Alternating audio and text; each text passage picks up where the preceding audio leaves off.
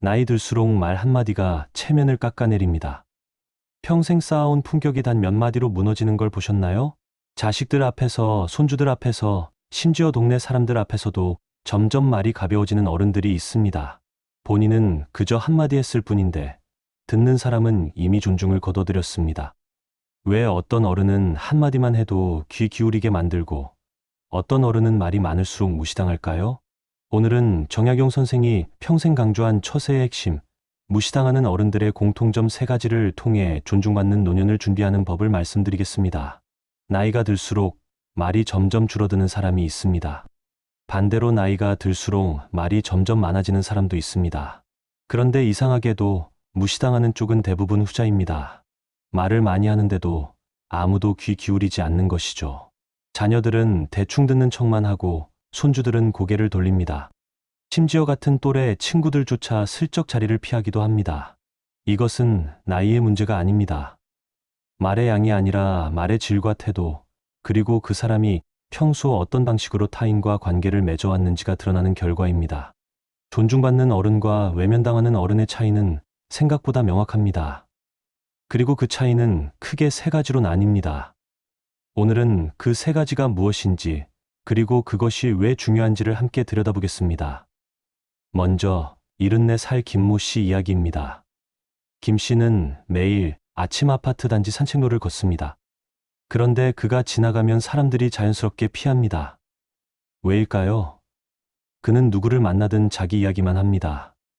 오늘 아침에 뭘 먹었는지, 어제 병원에서 무슨 말을 들었는지, 자식이 얼마나 불효인지, 옛날에는 얼마나 고생했는지, 이 모든 이야기가 쉴 새 없이 이어집니다.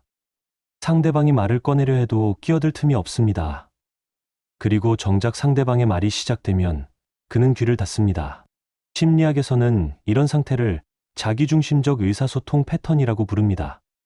나이가 들면서 사회적 역할이 줄어들고 타인으로부터 인정받을 기회가 적어지면 일부 사람들은 자기 존재감을 말로 채우려 합니다. 그런데 이 과정에서 상대방의 반응이나 감정은 고려하지 않게 됩니다. 말은 많아지지만 소통은 사라지는 것이죠. 결국 사람들은 그 사람을 피하게 되고 그럴수록 더 말이 많아지는 악순환이 반복됩니다. 정약용은 목민심서에서 이렇게 말했습니다. 말이 많으면 반드시 실수가 많고 실수가 많으면 신뢰를 잃는다. 그는 말을 아끼는 것을 지혜의 시작으로 보았습니다. 하지만 여기서 중요한 것은 단순히 입을 다물라는 뜻이 아닙니다. 말을 할 때는 상대방이 필요로 하는 말을 하고 듣는 이의 마음에 공간을 남겨두라는 뜻입니다. 말은 나를 드러내는 도구가 아니라 관계를 만드는 도구입니다. 그렇다면 우리는 어떻게 해야 할까요? 만약 누군가와 대화를 나누게 된다면 먼저 이렇게 물어보십시오. 요즘 어떻게 지내세요? 그리고 진짜로 들으십시오. 상대방의 말이 끝날 때까지 기다리고 그 말 속에 담긴 감정까지 읽으려 애쓰십시오. 그 다음 짧게 한두 마디만 보태십시오. 그랬군요. 힘드셨겠어요. 혹은 참 잘하셨네요. 이런 짧은 반응 하나가 10마디 자기 자랑보다 훨씬 강력합니다. 말을 아끼는 사람에게는 말이 무게를 얻습니다. 이번에는 69살 박모 씨의 경우입니다. 박 씨는 자녀가 셋입니다. 그런데 3명 모두 명절에도 잘 오지 않습니다. 이유는 간단합니다. 박 씨는 만날 때마다 자식들의 선택을 비난합니다. 그런 식으로 애를 키우면 나중에 후회한다. 그 직장은 불안정하니까 그만두는 게 낫다. 내 배우자는 성격이 좀 이상한 것 같다.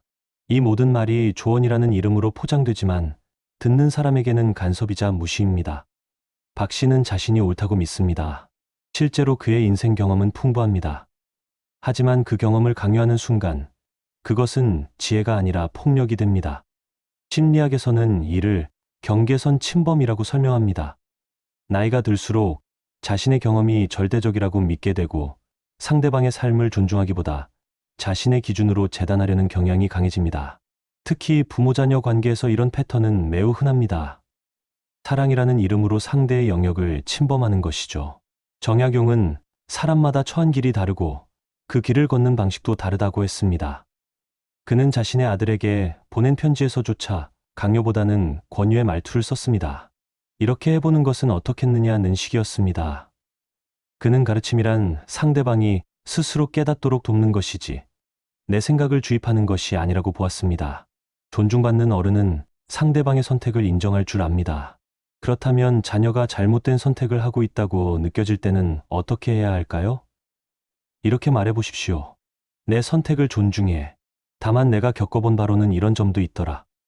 참고만 해. 그리고 거기서 멈추십시오. 상대방이 받아들이든 말든 그것은 그 사람의 몫입니다. 당신이 할 수 있는 일은 의견을 제시하는 것까지입니다. 그 이상은 침범입니다. 경계를 존중하는 사람만이 진짜 존중을 받습니다. 세 번째 사례는 71살 이모 씨입니다. 이 씨는 동네 경로당에서도 성당 모임에서도 점점 외면받고 있습니다. 이유는 그가 언제나 불평만 하기 때문입니다. 날씨가 덥다, 춥다, 정부가 잘못했다. 요즘 젊은 사람들은 버릇이 없다. 물가가 너무 올랐다. 그의 입에서 나오는 말은 대부분 부정적입니다. 처음에는 사람들이 맞장구를 쳤습니다. 하지만 그 패턴이 반복되자 이제는 아무도 그의 말에 반응하지 않습니다. 이것은 단순한 성격 문제가 아닙니다. 심리학에서는 이를 학습된 무기력과 부정 편향의 결합이라고 봅니다. 나이가 들면서 통제할 수 있는 것들이 줄어들고 삶에 대한 무력감이 커집니다. 그러면 사람들은 자신이 통제할 수 없는 외부 상황을 비난하는 방식으로 감정을 표출합니다. 그런데 이런 부정적 언어는 듣는 사람에게 에너지를 소진시킵니다. 사람들은 본능적으로 긍정적인 에너지를 주는 사람 곁에 머무르고 부정적인 사람을 피하게 됩니다. 정약용은 한 사람의 말은 그 사람의 마음을 비춘다고 했습니다. 그는 말을 통해 그 사람이 세상을 어떻게 보는지 알 수 있다고 믿었습니다. 불평이 많은 사람은 세상을 적으로 보는 사람입니다. 반대로 감사를 표현할 줄 아는 사람은 세상을 동료로 봅니다. 존중받는 어른은 세상의 좋은 면을 말할 줄 아는 사람입니다. 그것이 거짓 긍정이 아니라 진짜 관점의 선택입니다. 그렇다면 불평하고 싶은 마음이 들 때는 어떻게 해야 할까요? 먼저 속으로 이렇게 물어보십시오. 이 말이 상황을 바꿀 수 있는가? 아니면 그냥 내 감정을 쏟아내는 것인가? 만약 후자라면 그 말은 하지 않는 편이 낫습니다. 대신 이렇게 말해 보십시오. 요즘 힘든 일도 있지만 그래도 이런 점은 감사하더라고요. 작은 감사 하나가 10가지 불평보다 당신을 빛나게 만듭니다. 불평은 사람을 멀어지게 하지만 감사는 사람을 가까이 오게 합니다. 여기서 잠깐 스스로에게 물어보십시오. 나는 지난 일주일 동안 누군가에게 어떤 말을 가장 많이 했습니까? 내 이야기였습니까? 아니면 상대방의 이야기를 들어주었습니까? 내가 한 조언은 요청받은 것이었습니까? 아니면 일방적으로 쏟아낸 것이었습니까? 내 입에서 나온 말 중에서 긍정적인 말과 부정적인 말의 비율은 어땠습니까? 이 질문들이 불편하다면 그것은 좋은 신호입니다. 불편함은 변화의 시작이기 때문입니다. 이제 네 번째 사례로 넘어가겠습니다. 68살 최모 씨는 주변 사람들에게 늘 칭찬을 받습니다. 최 선생님과 이야기하면 기분이 좋아진다는 말을 자주 듣습니다. 그런데 최 씨가 특별히 말을 잘하는 것은 아닙니다. 오히려 말수가 적은 편입니다. 다만 그는 사람들의 이야기를 끝까지 듣고 그 사람이 원하는 것이 무엇인지 파악한 뒤 딱 필요한 한마디만 합니다. 그동안 수고 많으셨어요. 혹은 그 선택 용기 있는 결정이었네요. 이런 짧은 말 한마디가 상대방에게는 큰 위로가 됩니다. 심리학에서는 이를 공감적 경청이라고 부릅니다. 듣는다는 것은 단순히 귀를 여는 행위가 아닙니다. 상대방의 감정을 읽고 그 사람이 지금 무엇을 필요로 하는지 이해하려는 적극적인 태도입니다. 최 씨는 상대방이 위로를 원하는지, 조언을 원하는지, 아니면 그냥 들어주는 것만으로 충분한지를 구분할 줄 압니다. 그래서 그의 말은 언제나 적절합니다. 정약용은 듣는 것이 말하는 것보다 어렵다고 했습니다. 말은 누구나 할 수 있지만 제대로 듣는 것은 훈련이 필요합니다. 그는 제자들을 가르칠 때도 먼저 그들의 생각을 물었습니다. 그리고 그 생각 속에서 옳은 부분을 찾아 칭찬한 뒤 부족한 부분을 보완해 주었습니다. 이것이 진짜 가르침입니다. 상대방을 존중하면서도 성장을 돕는 방식입니다. 그렇다면 우리는 어떻게 들어야 할까요? 누군가 당신에게 이야기를 시작하면 휴대폰을 내려놓으십시오. 그리고 상대방의 눈을 보십시오. 말이 끝날 때까지 기다리십시오. 중간에 끼어들고 싶어도 참으십시오. 그리고 이렇게 물어보십시오. 그래서 지금 기분이 어떠세요? 혹은 내가 할 수 있는 게 있을까요? 이 질문 하나가 당신을 존중받는 어른으로 만듭니다. 진짜 귀한 사람은 말을 잘하는 사람이 아니라 들을 줄 아는 사람입니다. 그런데 여기서 중요한 지점이 하나 있습니다. 지금까지 말한 세 가지, 즉 말을 아끼는 것, 경계를 존중하는 것, 긍정적으로 말하는 것, 이 모든 것이 사실 하나의 뿌리에서 나옵니다. 그것은 바로 자기 확신입니다. 무시당하는 어른들의 공통점은 사실 자기 자신에 대한 확신이 부족하다는 것입니다. 그래서 말로 자신을 증명하려 하고 타인의 선택을 통제하려 하며 세상을 탓하는 것입니다. 반대로 존중받는 어른은 자기 자신이 이미 충분하다는 것을 압니다. 그래서 말을 아껴도 불안하지 않고 타인의 선택을 존중해도 자존심이 상하지 않으며 세상의 부정적인 면에도 흔들리지 않습니다. 75살 정모 씨는 은퇴 후 한동안 방황했습니다. 자신이 누구인지 무엇을 해야 하는지 알 수 없었습니다. 그러다 우연히 동네 도서관에서 자원봉사를 시작했습니다. 책을 정리하고 어린이들에게 책을 읽어주는 일이었습니다. 처음에는 단순히 시간을 때우려는 마음이었지만 점차 아이들이 자신을 기다린다는 것을 알게 되었습니다. 할아버지, 오늘은 무슨 책 읽어주실 거예요? 이 질문 하나가 정 씨에게 새로운 정체성을 주었습니다. 그는 더 이상 과거의 직함이나 성취로 자신을 설명하지 않았습니다. 지금 여기서 누군가에게 필요한 사람이라는 것으로 충분했습니다. 심리학에서는 이를 생성감이라고 부릅니다. 노년기의 중요한 발달, 과제 중 하나는 자신이 다음 세대에게 무언가를 물려줄 수 있다는 감각입니다. 이것은 거창한 유산이 아니어도 됩니다. 작은 관심, 경청, 격려, 이런 것들도 충분히 생성적입니다. 자신이 여전히 가치 있는 존재라는 확신이 생기면 타인의 인정에 목매지 않게 됩니다. 정약용은 말년에 유배지에서 수많은 책을 저수했습니다. 그는 자신의 생각과 지혜를 후대에 남기는 일에 집중했습니다. 그 과정에서 그는 현재의 고통이나 불만보다 미래에 남길 가치에 집중했습니다. 그래서 그의 글은 200년이 지난 지금도 여전히 울림을 줍니다. 존중받는 어른은 자신의 가치를 과거가 아니라 현재와 미래에서 찾는 사람입니다. 그렇다면 우리는 어떻게 해야 할까요? 스스로에게 물어보십시오. 나는 지금 누군가에게 어떤 방식으로 필요한 사람인가? 거창한 대답이 아니어도 됩니다. 손주에게 따뜻한 말 한마디를 건네는 것, 이웃에게 먼저 인사하는 것, 누군가의 이야기를 끝까지 들어주는 것. 이런 작은 실천들이 모여서 당신이라는 사람의 가치를 만듭니다.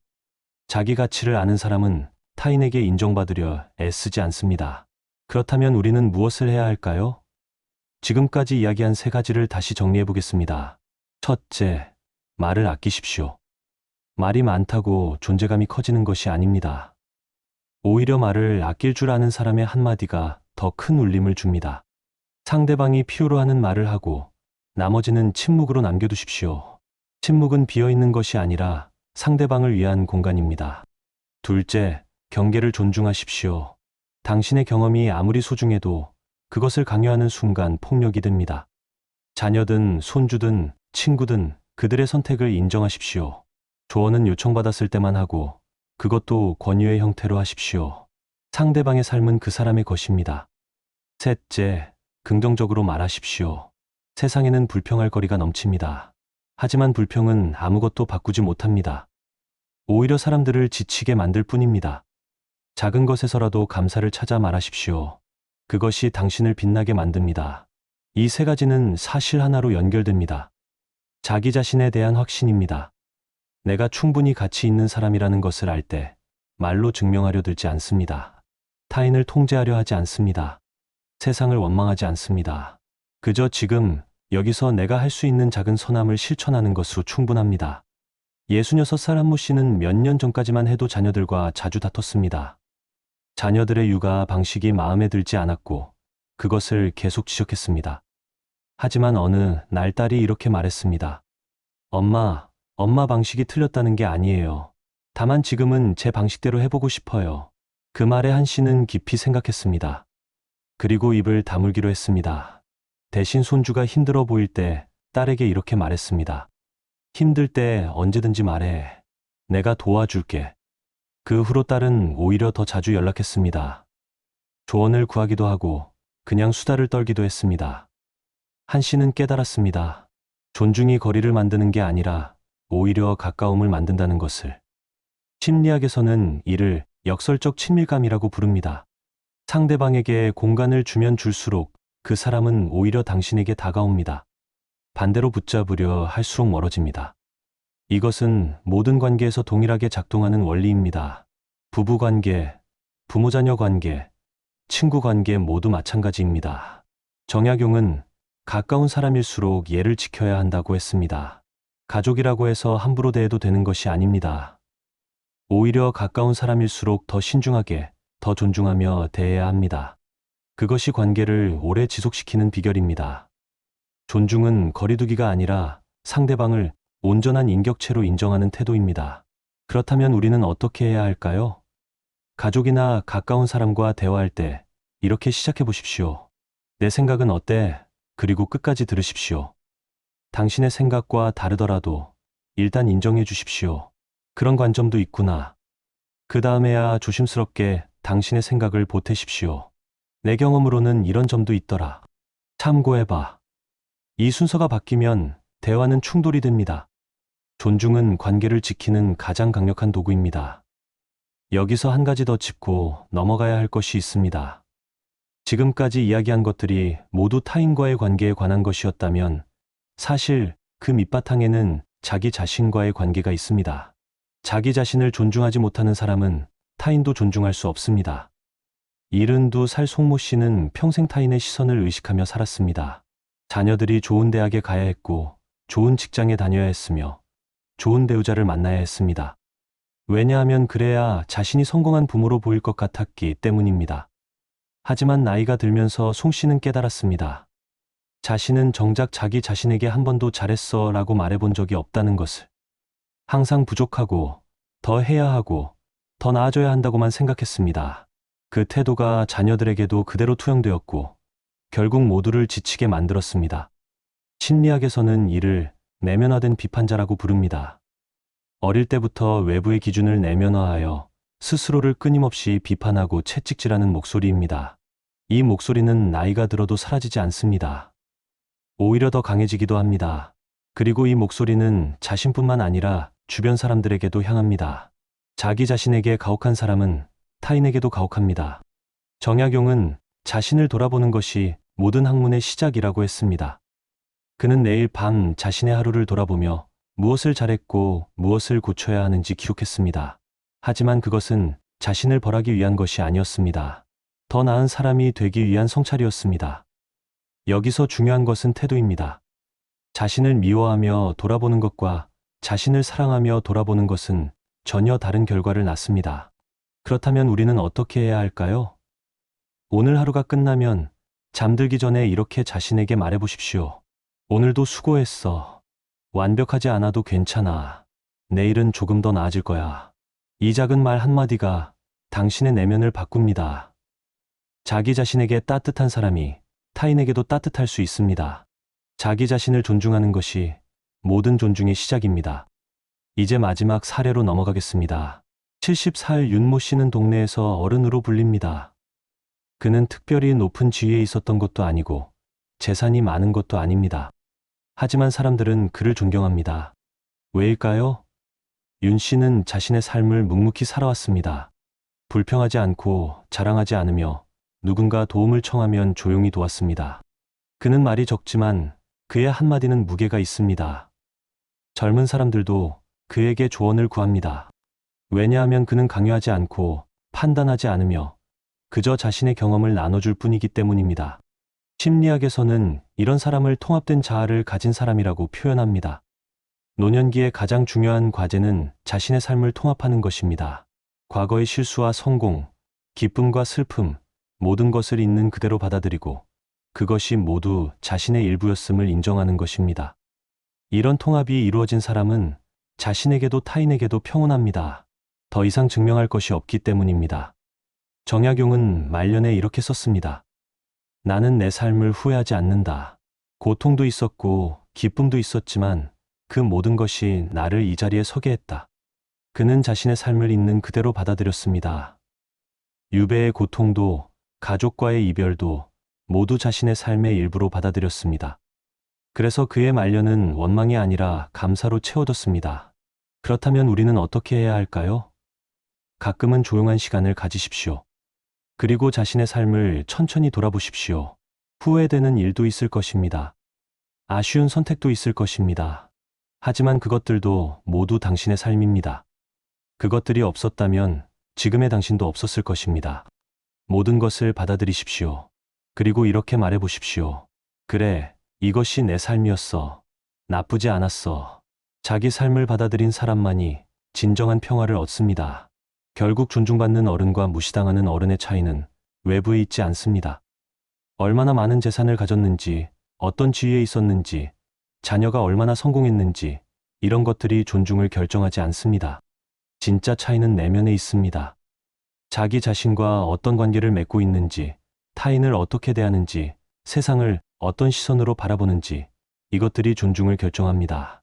말을 아끼는 것은 침묵 속에서 자기 확신을 발견했기 때문입니다. 경계를 존중하는 것은 타인의 산도 자신의 산만큼 소중하다는 것을 알기 때문입니다. 긍정적으로 말하는 것은 세상에 대한 원망보다 감사를 선택했기 때문입니다. 이 모든 것이 하나의 뿌리에서 나옵니다. 품격입니다. 품격은 가르칠 수 없습니다. 하지만 선택할 수는 있습니다. 매 순간 어떤 말을 할 것인지, 어떤 태도를 취할 것인지, 그것은 우리의 선택입니다. 나이가 들수록 이 선택의 무게는 가벼워지지 않습니다. 오히려 무거워집니다. 왜냐하면 우리가 하는 선택이 다음 세대에게 하나의 기준이 되기 때문입니다. 존중받는 어른은 타인의 인정을 구걸하지 않습니다. 자신의 삶을 묵묵히 살아갈 뿐입니다. 그 과정에서 자연스럽게 존중이 따라옵니다. 왜냐하면 사람들은 본능적으로 압니다. 누가 진짜 어른인지, 누가 그저 나이만 먹은 사람인지. 정약용이 남긴 말 중에 이런 것이 있습니다. 사람의 가치는 그가 무엇을 가졌느냐가 아니라 그가 어떻게 살았느냐로 결정된다. 우리가 가진 것은 언젠가 사라집니다. 재산도, 지위도, 건강도 모두 사라집니다. 하지만 우리가 어떻게 살았는지, 어떤 말을 했는지, 어떤 태도로 타인을 대했는지, 이것은 남습니다. 우리가 만난 사람들의 기억 속에, 우리 자녀들의 마음 속에, 그리고 우리 자신의 영혼 속에 남습니다. 지금 이 순간, 당신이 하는 선택이 당신의 노년을 결정합니다. 말을 아끼십시오. 경계를 존중하십시오. 긍정적으로 말하십시오. 그리고 무엇보다 자기 자신을 존중하십시오. 이것이 존중받는 어른으로 가는 유일한 길입니다. 침묵 속에서 지혜를 발견하고 경계 속에서 존중을 배우며 감사 속에서 품격을 키우십시오. 그것이 우리가 진짜 어른이 되는 방법입니다.